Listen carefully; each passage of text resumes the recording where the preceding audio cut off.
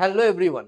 আজকে আমরা products of ইলেকট্রোলিসিসে একটা ছোট্ট জিনিস যেটা আমাদের মনের মধ্যে একটা কনফিউশন ধরে রেখে দিয়েছিল সেটাকে ডিসাইফার করব। সেটা হলো over potential of oxygen. So আমরা দেখেছিলাম ওখানে অ্যাকুয়াস NaCl এর যে ইলেকট্রোলিসিস হয়েছিল সেখানে আমাদের ক্লোরিনের জায়গায় অক্সিজেনের জায়গায় ক্লোরিন রিলিজ হয়েছিল। কিন্তু যদি আমরা ইলেকট্রড পোটেনশিয়ালগুলো চেক করি, যেটা আমি এখানে আবার লিখেছি, তাহলে কিন্তু অরিজিনালি হওয়া উচিত কোন রিয়াকশনটা ওখানে, অ্যানোডে কিন্তু রিয়াকশন হওয়া উচিত এটা। সো এই যে রিয়াকশনটা, এই রিয়াকশনটা কিন্তু থার্মোডাইনামিক্যালি ফেভারেবল রিয়াকশন। থার্মোডাইনামিক্যালি ফেভারেবল রিয়াকশন, ঠিক আছে? এই রিয়াকশনটা থার্মোডাইনামিক্যালি ফেভারেবল রিয়াকশন, কিন্তু এই রিয়াকশনটা কিন্তু হয় না। রিয়াকশন কোনটা হয়? এটা হয়।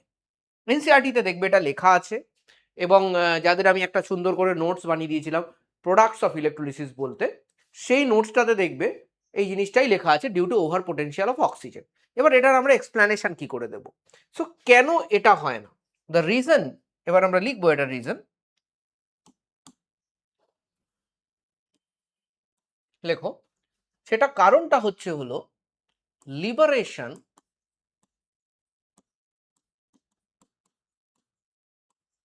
of O2 from water is kinetically unfavourable process, মানে কাইনেটিক্যালি স্লো হয়, কাইনেটিক্যালি আনফেভারেবল প্রসেস হবে। আর এই কাইনেটিক্যালি আনফেভারেবল হওয়ার জন্য এটা হতে চায় না। সো কাইনেটিক্যালি আনফেভারেবল হওয়ার জন্য এটা কেন হবে না, এটা যদি আরেকটু একটা লেয়ার যদি ডেপতে যাই, তাহলে সেটার অ্যান্সার আসবে। দেখো, তোমরা একটা কাজ করো, ক্যাথোডের রিয়াকশনটাকে লেখো, এটা ক্যাথোডের রিয়াকশন। আর অ্যানোডের দুটোর মধ্যে দুটো রিয়াকশনই একবার একবার করে লেখো, একবার এই রিয়াকশনটা লেখো আর একবার এই রিয়াকশনটা লেখো। তো দুটো রিয়াকশনই তোমরা যদি ক্যাথোড আর অ্যানোডে বারবার লেখো, দুবার লেখো, তাহলে এখান থেকে আমাদের ই সেলটা বেরিয়ে আসবে, ঠিক আছে? যদি আমরা লিখি তাহলে এখান থেকে আমাদের কি বেরিয়ে আসবে? ই সেলটা বেরিয়ে আসবে। সো দেখো, তো দুটো কেস আছে, একটা হলো কেস ওয়ান। আমরা কেস ওয়ানটা আগে দেখি। কেস ওয়ান মানে হলো ধরো ক্যাথোডের এই রিয়াকশনটাই থাকবে আর অ্যানোডের এই রিয়াকশনটা থাকবে উপরেরটা। তো কেস ওয়ানটা যদি দেখো, that is case one is basically liberation of oxygen. Case one is basically liberation of oxygen, তাই তো? বুঝতে পারছো তো সবাই? কেস ওয়ান হলো লিবারেশন অফ অক্সিজেন, ঠিক আছে? ওকে, সরি ফর দ্য ইন্টারাপশন। তো আমরা কি করব, প্রথমে কেস ওয়ানটা করব, তারপরে কেস টুটা করব। তো কেস ওয়ানটা আগে আমরা করি। কেস ওয়ানে আমরা এটাকে নেব, লিবারেশন অফ O2 কেসটাকে নেব, ঠিক আছে? সো আমরা যদি এটা লিখি, প্রথমে ফার্স্ট যেটা ক্যাথোডের ইকুয়েশন আছে আমি ওটা লিখছি। 2H2O plus 2 electron gives H2 plus 2OH minus, ঠিক আছে? এটা একটা ইকুয়েশন। অ্যানোডের ইকুয়েশনে দেখো এখানে 4টে ইলেকট্রন বেরিয়েছে, তো আমি কি করবো, অ্যানোডের ইকুয়েশনটাকে পুরো হাফ দিয়ে মাল্টিপ্লাই করে দেবো। তাহলে কি হবে, এটা H2O gives O2 plus 4H plus, এটা আর 4H প্লাস হবে না, এটা হাফ O2 হয়ে যাবে, এটা হয়ে যাবে 2 প্লাস 2H প্লাস হয়ে যাবে, এটা প্লাস কত আসবে,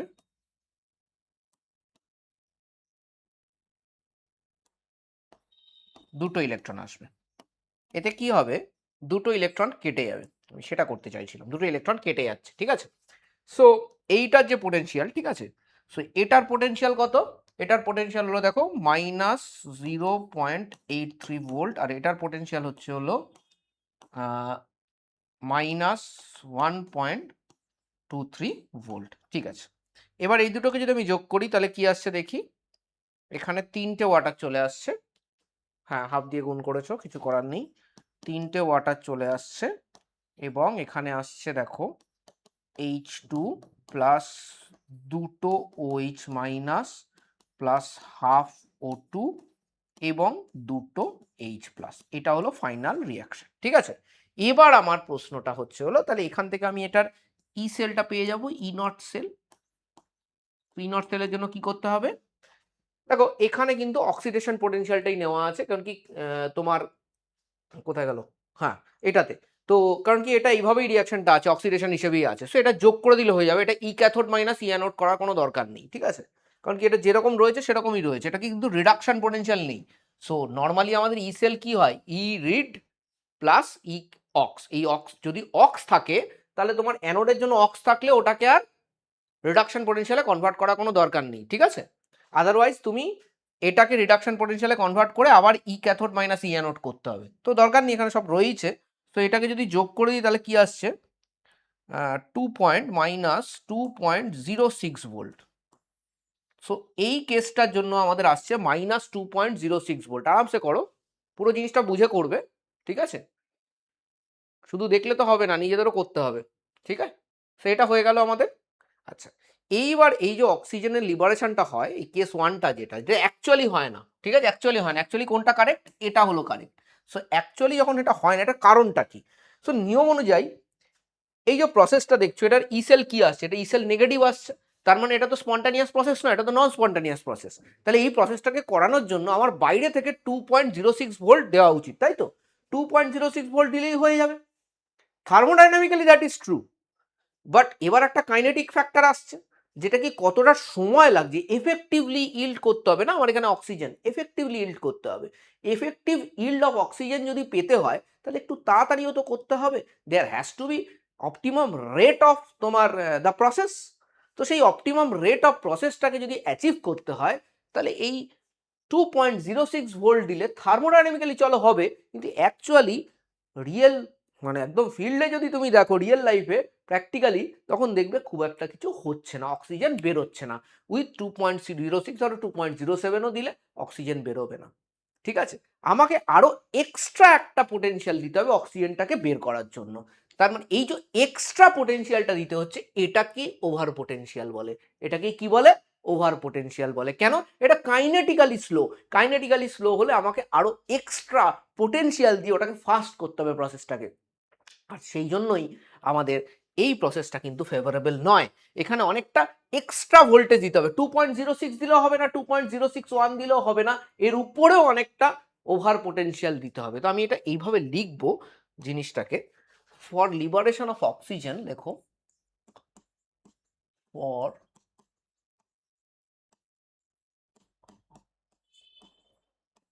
লিবারেশন অফ অক্সিজেন, ঠিক আছে, ফর লিবারেশন অফ অক্সিজেন, ঠিক আছে, extra voltage required above 2.06 volt, সেটাকে আমরা ওভার পোটেনশিয়াল বলছি। এটাকে আমরা ওভার পোটেনশিয়াল বলছি। This is very high, very high. এবার যদি আমরা সেম জিনিসটা কেস 2 তে করি, কেস 2 করি, তো কেস 2 এর প্রথম ইকুয়েশনটা কি হবে, প্রথম ইকুয়েশনটা তো আমার এই ক্যাথোডের ইকুয়েশনটা আমি লিখে দিচ্ছি, 2H2O। সো 2H2O কি করবে, 2H2O দুটো ইলেকট্রন অ্যাকসেপ্ট করবে, অ্যাকসেপ্ট করে এখানে আমার H2 plus 2OH minus liberate করে দেবে। ঠিক আছে, এটা কি ক্যাথোড। আচ্ছা, নেক্সট নেক্সট হচ্ছে হলো, এটা তোমার গেল ক্যাথোড। এবার অ্যানোড, এবার অ্যানোডের রিয়াকশনটা কি আছে এখানে, অ্যানোড রিয়াকশন ভেরি সিম্পল, এখানে 2Cl মাইনাস দুটো ইলেকট্রনকে লুজ করছে। ঠিক আছে, সো 2Cl মাইনাস এখানে কি করছে, দুটো ইলেকট্রনকে লুজ করছে, তাহলে হবে Cl2। ঠিক আছে, এবার এটাতে যেটা উপরেরটার জন্য আমাদের কত ভোল্টেজ ছিল, -0.83, এটা রিডাকশনই ছিল, তো এরকমই থাকে। এটার জন্য অক্সিডেশনটা আমাদের দিয়ে দিয়েছে, এটা বোধহয় -1.36 বোধহয়, দেখে নিই একবার, হ্যাঁ -1.36। So -1.36 volt. এবার এটা কেটে যাবে, ইলেকট্রন ইলেকট্রন, এটা তাহলে কি হবে 2H2O plus 2Cl minus gives Cl2 plus H2 plus 2OH minus. ঠিক আছে, সো বুঝলাম আমি এটা হবে, কোনো সমস্যা নেই। আচ্ছা, এবার দেখো এই দুটো তাহলে যোগ করে দিই আমরা, তাহলে এটা 6 আর 3 9 আর 3 8 11, ঠিক আছে। তো এটা হবে -2.19 ভোল্ট। তাহলে এখানে ইনট সেল কত? কেস 2-তে, ওর উপরে লিখলে গুলিয়ে যাবে, আমি এখানে লিখি কেস 2-তে ই নট সেল আসছে আমার -2.19 ভোল্ট। এটাই কেস 1-এ কত আসছিল? -2.06 ভোল্ট। এবার ভাবো, তার মানে আগে যদি অক্সিজেন বেরোতো তাহলে তোমাকে বাইরে থেকে অক্সিজেন বের করার জন্য তোমাকে ভোল্টেজ দিতে হয় মাত্র 2.06 থার্মোডাইনামিক্যালি, এখানে কিন্তু দিতে হবে 2.19 থার্মোডাইনামিক্যালি। ঠিক আছে, সো থার্মোডাইনামিক্যালি কিন্তু আগেরটা বেশি ফেভারেবল, কিন্তু তা সত্ত্বেও ক্লোরিন লিবারেট হয়। So good thing is now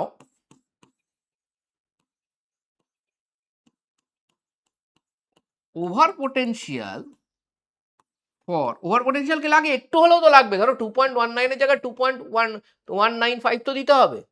for chlorine two liberate, এটা না নেগলিজিবল হয়,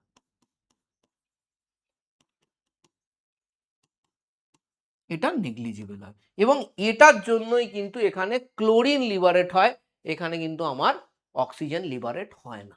ঠিক আছে, এইটা হলো কনসেপ্ট অফ ওভার পোটেনশিয়াল, আশা করি সবাই বুঝতে পেরেছো। ওভার পোটেনশিয়ালের কনসেপ্ট আরো 2-3টে জায়গা আমাদের কাজে লাগে। ঠিক আছে, সো আমরা এই দু তিনটে জায়গা ডেফিনেটলি করব, যে আরো কয়েকটা আমাদের কনসেপ্ট আছে যেটা আমাদের লাগে। দেখো এত অবধি যদি জানা থাকে বেসিক্যালি যেই মেন্সের জন্য যা যা রিকোয়ার্ড সেটা কিন্তু হয়ে গেল। এবার কয়েকটা জায়গা আছে যেমনি এস ব্লকের ডিটেলস, যেই অ্যাডভান্সটা কিন্তু রয়েছে এখনো পর্যন্ত সিলেবাসে, যেই অ্যাডভান্সটা এস ব্লকের ডিটেলস রয়েছে, তাই বলে কি এস ব্লক থেকে ভেতর দিয়ে স্যার জিজ্ঞেস করে? না, কনসেপচুয়াল কোশ্চেন জিজ্ঞেস করে। যেরকম ধরো একটা কেস আমরা যদি নিই এস ব্লকে, একটা এস ব্লকে না আমাদের ক্যাস্টেনার কেলনাস সেল বলে একটা, ক্যাস্টনার, ভাই স্পেলিং নিয়ে আমাকে একটুখানি মাফ করে দিস, মাঝে মাঝে আমি ভুল লিখি, একটা সেল আছে, ঠিক আছে, ক্যাস্টনার কেলনাস সেল। ঠিক আছে, সো এখানে কি তৈরি হয় বলতো? এখানে এনএওএইচ তৈরি করে বেসিক্যালি। ঠিক আছে, এখানে কি তৈরি করে? Production of NaOH. So sir এগুলো কি আমাদের লাগবে? না না না, তোদের এগুলো সত্যি কথা বলতে গেলে জিজ্ঞেসও করে না। ঠিক আছে, কনসেপচুয়াল কোশ্চেন। এবার কনসেপচুয়াল কোশ্চেন কি? এখানে কিন্তু তোমার ক্যাথোডে ক্যাথোডে তোমার সোডিয়াম রিলিজ হয়। এবার ক্যাথোডে কে কে যাবে? যখন তুমি NaCl এর ব্রাইনের যখন তুমি ইয়ে করছো, ইলেকট্রোলিসিস করছো, তখন ক্যাথোডে কে কে যাবে? Na প্লাস যাবে, H প্লাস যাবে। ঠিক আছে, সো এই যে Na প্লাস আর H প্লাস কোথায় যাচ্ছে? ক্যাথোডে যাচ্ছে। এবার এটা তো খুব স্বাভাবিক না, তোরাও জানিস আমিও জানি যে ক্যাথোডে কিন্তু H প্লাস আগে লিবারেট হওয়ার কথা। এবার আমরা কি করব? এখানে এখানে যে ক্যাথোডটা আছে, এই ক্যাথোডটা তৈরি করব মার্কারি দিয়ে। মার্কারি দিয়ে ক্যাথোডটা তৈরি করা হয়। না, এই মার্কারিতে খেলাটা হচ্ছে হলো, তোমরা জানো সোডিয়াম মার্কারির সঙ্গে অ্যামালগাম তৈরি করে খুব ইজিলি। ঠিক আছে, তো তো এগুলো কিছু কিছু জিনিস কিন্তু, যে আমি 7-8-এ যে জিনিসগুলো পড়ে থাকি, কিছু কিছু নলেজ যেগুলো আমার বসে থাকে এখানে। ঠিক আছে, আমি সেদিন ক্লাস 11 না 12-এরই একজনকে জিজ্ঞেস করছিলাম যে তোরা আমাকে সত্যি করে বল কোন নলেজটা তোদের কাছে বেশি দিন থাকবে, ক্লাস 9-10-এরটা নাকি ক্লাস 11-12? ওরা কিন্তু একদম ক্লিয়ার কাট বললো ক্লাস 9-10 6-7-এর নলেজ আমাদের কাছে অনেক বেশি দিন থাকবে। সরি, ও পাস আউট করে গেছে ডেফিনেটলি, সরি, তার সঙ্গে আমার আলোচনা হচ্ছিল। তার কারণটা হচ্ছিল ওখানে তুমি অনেক কম জিনিস অনেকটা সময় ধরে ধীরে ধীরে ধীরে ধীরে ব্রেনের সাথে অ্যাসিমিলেট করো। আর অনেক সময়তে 11-12-এ আমার পার্সোনালি মনে হয় the syllabus is too much for the students. I really feel for you guys. তো এতটা সিলেবাস এইটুকু সময়ের মধ্যে যখন তোমরা মাথার মধ্যে অ্যাসিমিলেট করো, তখন যেটা তাড়াতাড়ি আসে সেটা খুব তাড়াতাড়ি অনেক সময় চলে যায়। তো আমরা চেষ্টা করি যতটা পারা যায় আমাদের সাথে রেখে নিয়ে যাওয়ার। চলো, তো এইটা যখন দেওয়া হয় তখন কি হয়? তখন H প্লাস কিন্তু লিবারেট হয় না, Na প্লাস হয়। Na প্লাস কিন্তু Na হয়ে যায় এবং NaHCl হয় তৈরি করে। ঠিক আছে, Na হয়ে যায়, Na লিবারেট হয়, H প্লাস লিবারেট হয় না। ভাবো, Na লিবারেট হয়ে যায় কিন্তু H প্লাস কিন্তু লিবারেট হয় না। ঠিক আছে, কারণ ওই একই ব্যাপার। এবার কারণ হিসেবে তোমায় কি লিখতে হবে, কেন কি ওভার পোটেনশিয়াল, লেখো over potential of liberation of hydrogen, over potential of liberation of hydrogen at mercury cathode is high. Very important point, এটা মন দিয়ে ব্যাপারটা বুঝে বুঝে করবে। কারণটা কিন্তু দেখো সেমই হচ্ছে, আলাদা কিছু হচ্ছে না, ঠিক আছে।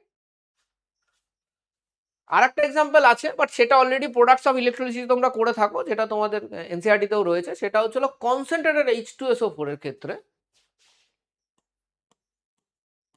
কনসেন্ট্রেটেড H2SO4, আর একটা হলো ডাইলুট H2SO4। ডাইলুট H2SO4 কোনো সমস্যা নেই। ডাইলুট H2SO4 ক্যাথোডে হাইড্রোজেন এবং অ্যানোডে অক্সিজেন, ঠিক তো জানা আছে, কোনো অসুবিধা হয় না, সবকিছু আমাদের বেসিক কনসেপ্টের সঙ্গে ম্যাচ করে যায়।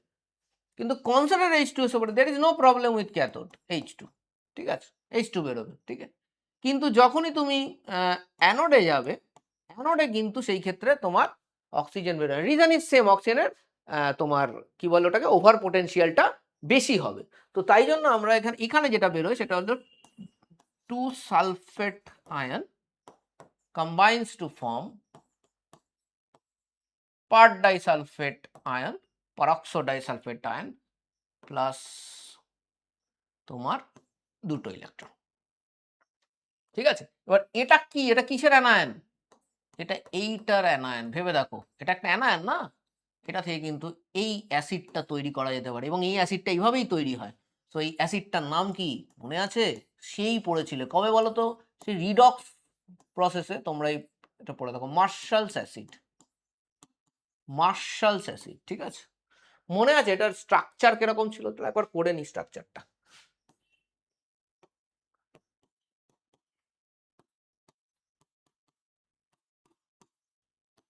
কটা অক্সিজেন হয়ে গেল দেখো তো, 1 2 3 4 5 6, আরো দুটো বাকি। পারক্সো ডাইসালফিউরিক অ্যাসিড, পারক্সো লিঙ্কেজ থাকে,